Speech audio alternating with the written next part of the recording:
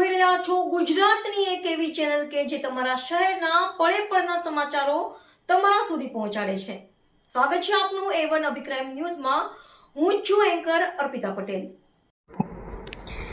રાધનપુર નગરપાલિકામાં ટેન્ડર પ્રક્રિયા કે વર્ક ઓર્ડર વગર ગેરકાયદેસર અને હલકી ગુણવત્તાના રોડકામ અંગે વિપક્ષ અને પ્રજાનો ભારે રોષ। રાધનપુર નગરપાલિકા દ્વારા શહેરના મુખ્ય વિસ્તારોમાં પ્રજાના ટેક્સના નાણાંનો ખુલ્લેઆમ વેડફાટ અને ગંભીર વહીવટી અનિયમિતતાઓ આચરવામાં આવી રહી હોવાનો સંગીન આરોપ જયાબેન ઠાકોર દ્વારા અને જાગૃત નાગરિકો દ્વારા લગાવવામાં આવ્યો છે।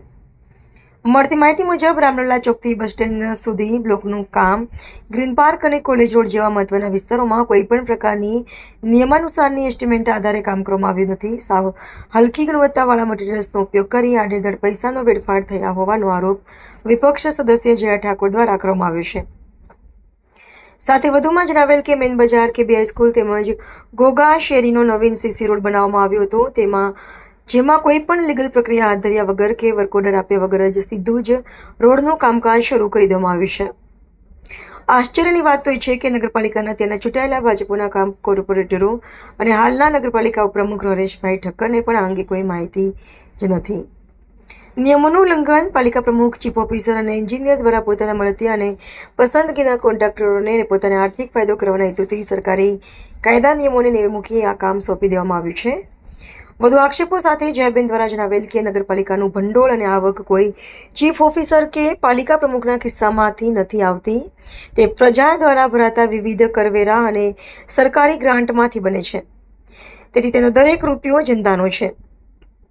જો આ ગેરકાયદેસર કામગીરી તાત્કાલિક ધોરણે બંધ કરી યોગ્ય તપાસ કરવામાં નહીં આવે અને દોષિતો સામે પગલાં લેવામાં નહીં આવે તો આગામી દિવસોમાં સ્થાનિક રહીશોને સાથે રાખીને ગાંધી ચિંધ્યા માર્ગે ઉગ્ર આંદોલન કરવાની ફરજ પડશે।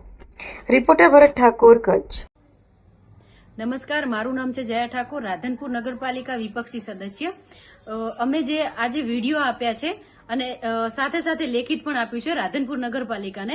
થોડા દિવસ પહેલા અમે ચીફ ઓફિસરને જ્યારે કામ ચાલુ થયું એ ટાઈમે પણ રૂબરૂ મળીને વાત કરેલી કે આપ શ્રી ત્યાં જાઓ, આજે કામ કરવામાં આવી રહ્યું છે એ કામના કોઈ વર્ક ઓર્ડર, ટેન્ડર પ્રક્રિયા કે શું એસ્ટિમેટ્સ એમને દેખાડો, છતાં કોઈ પણ સદસ્યને, અમને તો ઠીક પણ ત્યાં ચૂંટાયેલા જે ભાજપના ઉપપ્રમુખ છે હરેશભાઈ, એમને ખુદને ખબર નથી કે આ કામ કઈ જગ્યાએથી, ક્યાંથી અને પૈસા કોના દ્વારા વપરાઈ રહેલા છે। પ્રજાના ટેક્સના પૈસાનો વેડફાવ થઈ રહેલો છે। આ કામકાજ છે એની અંદર તાત્કાલિક ધોરણે તપાસ કરવામાં આવે। જે તે એજન્સી છે એમના મળતિયાઓને જે કામ આપવામાં આવ્યું છે, જે એની અંદર પાલિકાના પ્રમુખ જવાબદાર છે, ચીફ ઓફિસર અને એન્જિનિયર સાથે મળીને એમના જે લાગવગિયા જે એજન્સીઓ છે એમને કોન્ટ્રાક્ટરોને આ કામ સોંપી અને મોટા પાયે ભ્રષ્ટાચાર આચરવામાં આવી રહ્યો, બિલકુલ હલકી ક્વોલિટી વાળું કામકાજ અત્યારે થઈ રહેલું છે। પાલિકાના ચીફ ઓફિસરને વારંવાર રજૂઆત કરી છતાં રોકેલું નથી, એટલે એનો મતલબ એવો છે કે બધા સાથે મળીને આમાં ભ્રષ્ટાચાર આચરી રહેલા છે।